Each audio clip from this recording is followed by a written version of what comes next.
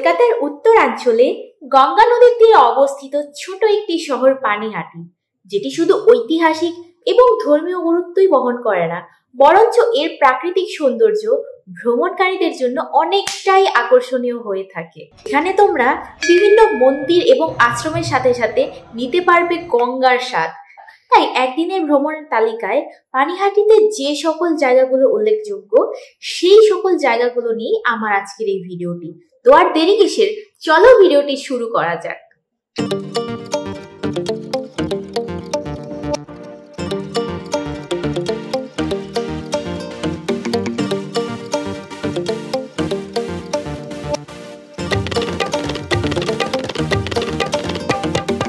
প্রথমেই আমরা BT road ধরে সরাসরি চলে যাচ্ছি আগরপাড়ার শ্রী শ্রী মা আনন্দময়ী আশ্রমের দিকে, আর এই ছিল সেই পথ। So this is our first destination, Sri Sri Ma Anandamoyi Ashram. আশ্রমটির ভেতরে ঢুকেই মনে হচ্ছিল যেন পৃথিবীর সমস্ত ক্লান্তি আর চিন্তা দূর হয়ে এক অদ্ভুত প্রশান্তি মনের মধ্যে বিরাজ করছে। এখানকার প্রাকৃতিক পরিবেশ মানুষের মানসিক অবস্থা উন্নয়নের পাশাপাশি আত্মিকভাবেও পুনর্জিত করতে সাহায্য করে। এবার আমরা সরাসরি চলে যাচ্ছি আনন্দ ধ্যানপীঠে, যার ভেতরে দর্শনার্থীরা ধ্যান এবং আরাধনা করে থাকেন, এবং এই ধ্যানপীঠটির ভেতরেই ছিল মা আনন্দময়ী, অর্থাৎ এই আশ্রমটির প্রতিষ্ঠাতা যিনি, তার মূর্তি। ধ্যানপীঠটিতে যাবার পথেই একটি গোশালা দেখা যায়, যেখানে বিভিন্ন গোমাতাদের পুজো করা হয় এবং এখানেই বিভিন্ন গোমাতাদের রাখা হয়। আর এখান দিয়ে সোজা হাঁটলেই আমরা দেখতে পারবো একটি সুন্দর বাগান, যেটি আনন্দময়ী ঘাটের ঠিক পাশেই অবস্থিত। ভেতরে ঢুকেই সবার আগে দেখতে পেলাম বাবা ভোলে বাবার একটি মূর্তি, যা দেখে সত্যি মনটি জুড়িয়ে গেল। বাগান থেকে বেরিয়ে এবার আমরা দেখতে আসছি মায়ের নাট মন্দির, আর এই নাট মন্দিরে কিন্তু হনুমান চালিসা, গীতা পাঠ, চণ্ডী পাঠ এবং সান্ধ্য কীর্তন অনুষ্ঠিত হয়ে থাকে। আর এই নাট মন্দিরটির বাইরে ছিল রাধাকৃষ্ণ এবং হনুমান দেবের মূর্তি, আর এর ঠিক পাশেই ছিল দোল মঞ্চ, যেখানে আমরা রাধাকৃষ্ণের যুগল মূর্তি দেখতে পাচ্ছি। এর ঠিক পাশেই ছিল ছোট্ট একটি পুষ্করিণী, যেখানে মা গঙ্গার মূর্তিটিকে সুন্দরভাবে রাখা হয়েছিল। এবার আমরা চলে এসেছি আমাদের পরবর্তী ডেস্টিনেশন গিরিবালা মন্দিরটিতে। আচ্ছা, আমি এখন চলে এসেছি আমার নেক্সট ডেস্টিনেশন, যেটা হচ্ছে গিরিবালা ঘাট। এই হচ্ছে গিরিবালা মন্দির, তোমরা দেখতেই পাচ্ছ। চলো তোমাদেরকে ভেতরের অংশটুকু দেখাই, ভেতরে কি আছে। মন্দিরের ভেতর প্রবেশ করতেই দেখতে পেলাম 6টি শিব মন্দির, আর সবচেয়ে মজার বিষয় হলো এই 6টি শিব মন্দিরের 6টি নাম, যার মধ্যে এই প্রথম শিব মন্দিরটির নাম ছিল রামেশ্বর, এর পরবর্তী শিব মন্দিরটির নাম ছিল রাজেশ্বর, এবার যে শিব মন্দিরটি তোমরা দেখতে পাচ্ছ এটির নাম ছিল গোপেশ্বর। এবার আমরা নর্দার্ন সাইডের যে 3টি শিব মন্দির দেখতে এসেছি, সেই 3টি শিব মন্দিরের প্রথমটির নাম ছিল তারকেশ্বর, তার পরের শিব মন্দিরটির নাম ছিল ভুবনেশ্বর, এবং এই শেষ শিব মন্দিরটির নাম ছিল গিরিশ্বর। এবার আমি তোমাদেরকে দেখাবো পঞ্চরত্ন মন্দিরটিকে, যেটি রানী রাসমণির নাতি অর্থাৎ গোয়ালচন্দ্র দাসের পত্নী গিরিবালা দাসের নামে তৈরি। তোমরা দেখতেই পাচ্ছ মন্দিরটি কতটা সুন্দর, এবং এর ঠিক ভেতরেই রয়েছে রাধা গোবিন্দের মূর্তি, যেটি গিরিবালা দাস নিজে পুজো করতেন।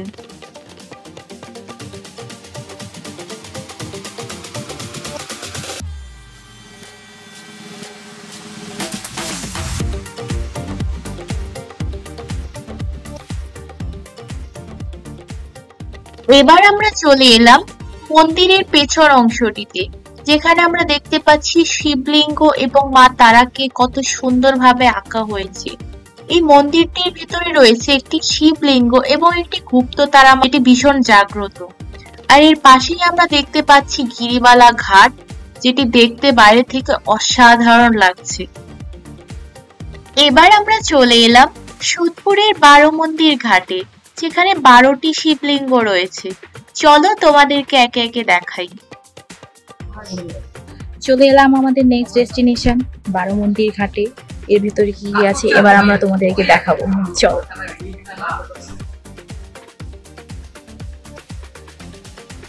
শ্রী নবীনচন্দ্র দত্ত 1213 বঙ্গাব্দে মোট 12টি মন্দির নিয়ে এই মন্দিরটি তৈরি করেন। এই মন্দিরগুলো তৈরি করেন, যার জন্য এই ঘাটটির নামকরণ করা হয় 12 মন্দির ঘাট নামে। এই মন্দিরের প্রতিটি শিবলিঙ্গই কিন্তু কষ্টি পাথর দ্বারা গঠিত। আর এই শিবলিঙ্গটিকে দেখো, ফুল দিয়ে কতটা সুন্দরভাবে সাজানো হয়েছে, যা দেখতে অসাধারণ লাগছে। এবার আমরা চলে এলাম 12 মন্দির ঘাটটিতে, যেটি একটি ঐতিহাসিক গঙ্গা ঘাট। এবার আমরা যে মন্দিরটিতে যাচ্ছি, সেখানে শুধু একটা নয়, বরং আমরা 3টে মন্দির একসাথে দেখতে পাবো। চলে এলাম আমাদের পরবর্তী ডেস্টিনেশনে, যেটা তোমরা দেখতেই পাচ্ছ। আর এই মন্দিরটি ছিল প্রাণনাথ কালী মন্দির, যা সোদপুরের একটি শান্তিপূর্ণ ধর্মীয় উপাসনালয়। আর এই মন্দিরটির প্রধান দেবী ছিল মা কালী। আর এই মন্দিরটির পাশেই ছিল 3টে শিব মন্দির, যার মধ্যে তোমরা দেখতেই পাচ্ছ কত সুন্দর একটি শিবলিঙ্গ রাখা রয়েছে। আর এই কালী বাড়িটির পাশেই কিন্তু রয়েছে অনুকূল ঠাকুরের সৎসঙ্গ ঠাকুর বাড়ি, যেটি বাইরে থেকে দেখতে সত্যিই দুর্দান্ত লাগছে।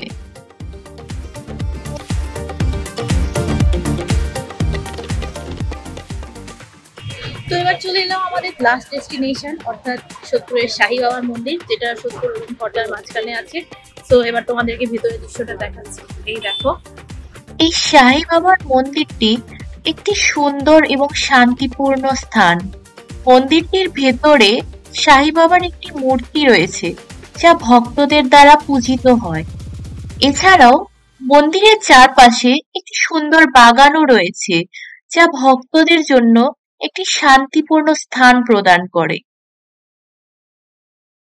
পানিহাটি একদিনের ভ্রমণের জন্য একটি আদর্শ জায়গা, যেখানে তোমরা শুধু ধর্মীয় সংস্কৃতি এবং ঐতিহ্যই নয়, সেই সাথে নিতে পারবে প্রকৃতির কিছু স্বাদ। তাই কলকাতা ভ্রমণের তালিকায় একদিনের জন্য পানিহাটিটি দেখতে কিন্তু ভুলো না। আর সেই সাথে আমি তোমাদের সাথে দেখা করব আমার পরবর্তী ভিডিওতে নতুন একটি ভ্রমণের অভিজ্ঞতা নিয়ে। Till then, stay tuned with this channel and don't forget to give a thumbs up to this video and also subscribe to this channel if you are new here. দেখা হচ্ছে পরবর্তী ভিডিওতে। টাটা।